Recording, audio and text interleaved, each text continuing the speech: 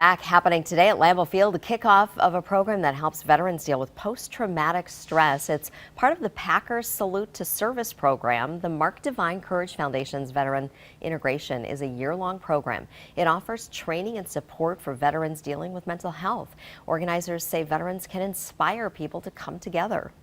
We become separated by our culture, and that's what our veterans and that's what our servicemen and women can do, is bring us back together to work together. And later this morning, participants will have breakfast at Lambeau Field and also participate in team building exercises.